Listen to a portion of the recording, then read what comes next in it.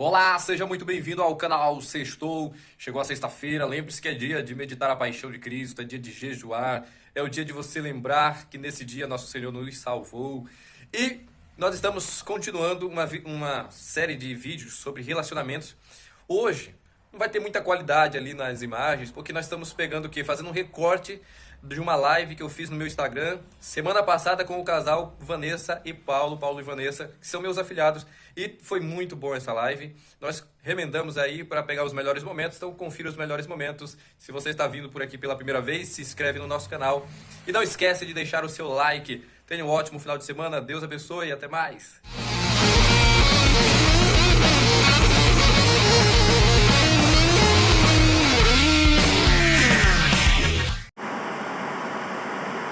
Tá, vou começar então. Meu nome é Vanessa, tenho 20 anos, sou casada com esse homem aqui, lindo e maravilhoso. Nós temos um filho chamado Emanuel Vicente, ele tem 3 anos e meio. E, resumindo, nós nos conhecemos em um retiro da juventude, né, católica, e simplesmente foi Deus que planejou tudo, não tem nenhuma outra explicação. Depois que ele se apresentasse, se tu quiser, a gente pode falar um pouco dos detalhes de como foi esse encontro, mas realmente não tem outra explicação senão Deus, né? E porque também a gente se permitiu estar naquele lugar e se permitiu também aceitar aquilo que Deus queria para nossa vida, aquilo que ele estava planejando, porque foi algo que nos pegou de surpresa. Nem eu nem ele estávamos ali com aquela intenção, né? A gente não vai para o retiro da igreja para paquerar, né? É o certo. É o certo, mas foi Alguns ali, vão. né? Mas foi ali que Deus nos uniu e estamos aí até hoje, nos casamos mesmo na igreja oficialmente mês passado, né? Já estamos aí com a caminhada de 6 anos juntos. Meu nome é Paulo, eu tenho 23 anos, casado com essa bela mulher, pai de um garoto especial, íntegro, que já tem demonstrado um diferencial na sua forma de falar, nas suas atitudes, tem sido motivo de um grande orgulho para nós. E como Alex falou, maternidade cristã não é à toa, nós temos um trabalho com o nosso filho e com amigos, né? Levando princípios de Deus, realmente, princípios cristãos, dentro da criação dos filhos. E nós estamos colhendo os resultados. Então, quem conhece o Emanuel, que é o nosso garoto, sabe do que a gente está falando. E entramos naquilo que mais nos alegra, que é de testemunhar com a nossa vida, com a nossa história, não só através de palavras. Então, Emanuel é o nosso grande testemunho. E é isso, a gente se conheceu, como ela falou, uma relação. Deus é a explicação e realmente é isso, porque era um lugar onde eu não estaria e como tudo aconteceu, não tem explicação, foi sobrenatural. Mas ela falou algo bem interessante, a gente se permitiu, e isso é essencial, porque a gente muitas vezes espera que as coisas aconteçam e você não consegue contemplar porque você espera talvez algo grandioso, Deus falando assim, ei, né? E de certa forma comigo aconteceu quase isso, eu senti no meu coração aquela voz de Deus falando bem específica. Diversos momentos ao longo da caminhada, quando ela conosco, praticamente mais de 6 anos que a gente se conhece. E foram 6 anos de muitas batalhas, de muitas tribulações, mas de grandes vitórias. 6 anos? Mais de 6 anos já. Mais de 6 anos. Conhece, né? A gente passou aí uns meses em oração até a gente firmar o relacionamento. Comentou aí, eu acho que foi o Maurício, que disse, mas na igreja é o melhor lugar para você encontrar alguém, né? Alguém que preste, alguém de Deus, né? Como vocês se uniram aí. Outra coisa, o Paulo falou assim, né? O Paulo e a Vanessa falaram, às vezes a gente quer aquela voz estrondosa de Deus, aquela coisa sobrenatural, dizendo, olha ele, é ela. E sabe que essa semana, nessas caixinhas de perguntas aí, eu li uma pergunta assim, olha, eu tô casada há mais de 5 anos e tô com uma vontade de engravidar. Eu queria saber se isso era vontade de Deus. Olha o absurdo do espiritualismo, né? Quando a gente tem uma ideia fraca de fé, né? É óbvio. Vocês casaram para quê? Para ficar pagando conta? Vocês casaram para constituir família. Por amor de Deus. A Vanessa disse assim, na hora que foi lá fazer meio que seus votos, né, para o esposo, disse, olha, eu prometo ser submissa a você, meu esposo, meu marido, meu amor. E depois repetiu ainda, né? Olha, eu prometo ser submissa a você, né, nessa relação. E o povo ficou meio com os olhos do tamanho do meu mesmo, esbugalhado assim. Você tá lendo a Bíblia, moça? É? Então deixa eu perguntar aqui. Fala um pouco pra gente isso, porque é um conflito tão à toa, porque nós estamos imediatistas na nossa sociedade, né? Inclusive, eu estou aqui ó, com a passagem aberta. Colossenses vai falar sobre a submissão, Efésios vai falar sobre a submissão, Efésios 5:22, né? Mulheres, sejam submissas aos seus. Só que nós estamos lendo tão apressadas as coisas que a gente não percebe que, por exemplo, esse rapaz que está aí do seu lado, o Paulo, a missão dele é um sacrifício maior, porque tá nos pedindo, nós homens, a amarmos nossas esposas como Cristo amou a igreja. E Cristo, como amou a igreja, Cristo? Morrendo, né? Dando-se plenamente, completamente, como hoje celebramos o Sagrado Coração de Jesus, que foi transpassado, né? Pela lança ali do soldado, se deu todo, saiu todo o sangue do coração de Jesus, começou a sair água também, porque todo o sangue do corpo já tinha ido. Assim Cristo nos amou, para nos ter com Ele na eternidade. Eu queria que você falasse um pouco, porque uma coisa é o homem falando, outra coisa é a mulher, né? Hoje eu estava dando uma orientação para uma mulher nesses termos, e ela disse assim, tá, mas me manda uma mulher falando isso.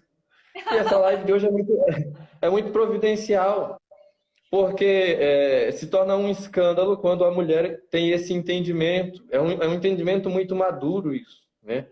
Eu queria que você falasse um pouco sobre isso. Tá. Vamos começar que eu honro os meus pais pela criação que eu tive, né? Eu não tenho queixas, jamais vou dizer que meus pais me educaram de uma maneira errada. Porém, eu nunca tive uma orientação sobre essa questão. Foi quase o contrário, na verdade. O meu pai, ele sempre me disse para me ser uma mulher independente. E eu sei que quando ele estava falando isso, não era maldade, ele não estava dizendo para mim nunca ser submissa a um homem.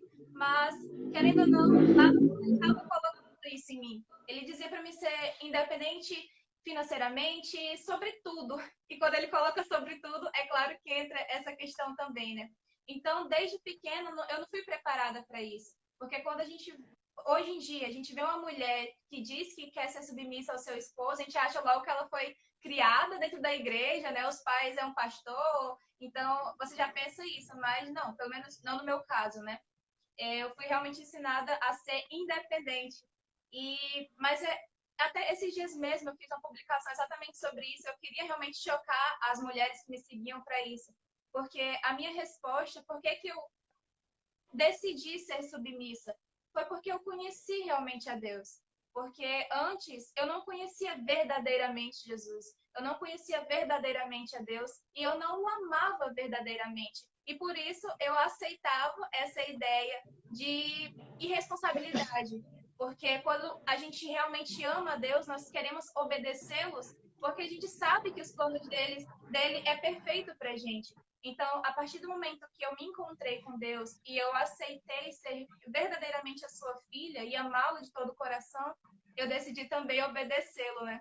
E é muito claro quando você lê na Bíblia, em diversos momentos, né? Desde Gênesis, Deus já projetou ali a família e ele sabia a importância da mulher, por isso que ele entregou a Eva para Adão, né? Criou a Eva especialmente para Adão. E a mulher tem a sua importância. E quando você fala de submissão hoje em dia, com todos esses manifestos, essas coisas loucas aí que estão criando cada vez mais, que são absurdas, coloca a submissão como algo ruim, como algo realmente horrível, mas não olha a beleza que é, porque como a gente estava conversando esses dias, é um privilégio para mim ser submissa a ele. Porque, como você mesmo falou, lá em Efésios 5, do versículo 22 ao 33, vai falar sobre essa trajetória do casal. E ele fala, Deus me pede para me ser submissa a ele, mas ele vai me amar como Cristo amou a igreja. E é um privilégio, não tem outra palavra para falar sobre isso. É um privilégio para mim ser submissa a um homem que vai... Eu sei que ele nunca vai conseguir, porque olha o que Cristo fez pela gente, né? Nós tão pecadores, pessoas realmente que levaram ele até a cruz. Eu sei que ele não vai conseguir, mas ao mesmo tempo que eu também luto para ser submissa a ele todos os dias, ele também vai fazer a parte dele. E o casamento é uma via de mão dupla, né? Ele também é filho do mesmo Deus e ele também está buscando fazer a parte dele.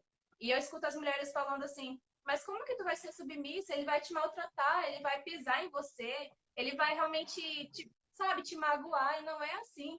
É totalmente o contrário. Eu realmente estou devolvendo para ele o amor que ele está me dando, porque eu sei que ele não vai me maltratar, porque ele também serve ao mesmo Deus. E, claro, como é que uma mulher vai, por exemplo, querer ser submissa para alguém que nem é cristão, por exemplo? Não tem lógica. Não tem lógica. O relacionamento ele deve ser pautado em duas pessoas que ali têm a mesma fé. Então, daí já começa, né? É claro que vai dar errado se ela já estiver lá no início com alguém que não professa a mesma fé. Então, a partir do momento que eu escolhi a obedecer a Deus e honrá-lo, ele também me honrou como parceiro. E se você perguntar, por exemplo, não sei, para pessoas que conhecem ele, para a família dele, elas podem falar que não achavam que ele hoje teria um casamento assim, que ele teria um relacionamento assim. E quando você olha hoje o casamento que a gente tem, você percebe a mudança que a gente teve com o passar dos anos. E foi uma escolha que nós dois fizemos. Nós nos conhecemos lá em 2014, nós éramos pessoas diferentes, pelo menos eu era uma pessoa totalmente diferente. E foi nessa caminhada que nós estudamos juntos, fomos lá na Bíblia, vimos qual era o meu papel, qual era o papel dele, e nós falamos, não tem outra opção, na verdade. Não tem outra opção. Está muito claro aqui o que eu devo fazer, o que ele deve fazer. Então, o que nós devemos fazer? Obedecer. E sabe o que é interessante? Esses dias eu estava conversando exatamente sobre isso. Que antes de eu ter essa vida, antes de eu ter essa escolha, na verdade, né? Quando eu era a garota independente, né? Independente, buscando a minha independência, eu era infeliz. Eu era, a partir do momento que eu decidi ser submissa, que eu decidi obedecer a Deus, fazer o meu papel, que não é um papel fácil, eu me tornei uma mulher feliz. E hoje eu sou feliz. Porque hoje eu sei que eu estou exercendo o meu papel, eu sei que eu estou obedecendo a Deus, e eu sei o quanto que é magnífico você estar num casamento que você olha e fala, não, eu sei que nosso casamento não está perfeito, mas a gente está caminhando para que seja, né? Porque nós estamos honrando a Deus primeiramente, e hoje eu sou feliz, coisa que eu não era antes.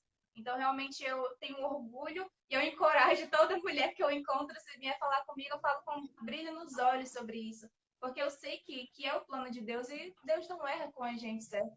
Então, realmente, só tenho orgulho de falar sobre isso. Forma inteligente de viver a vida a dois. Você ia falar alguma coisa aí? Só um detalhe, porque hoje se escuta muito dizer assim, mas nem na igreja você encontra alguém que presta, né? Só que toda vez que eu escuto essa frase, eu fico um pouco indignada, porque qual é a maior chance de você realmente encontrar alguém que está buscando a Deus? Mesmo que na igreja tenha pessoas... Na verdade, as pessoas que estão na igreja são pessoas que falham, mas que estão buscando uma melhora, né? Ali todos os dias lutando para ser um cristão melhor. Então, qual a probabilidade de você encontrar alguém para professar a mesma fé? É numa igreja, ou é num bar, ou é numa boate dançando funk, sabe? Então, as pessoas Exatamente.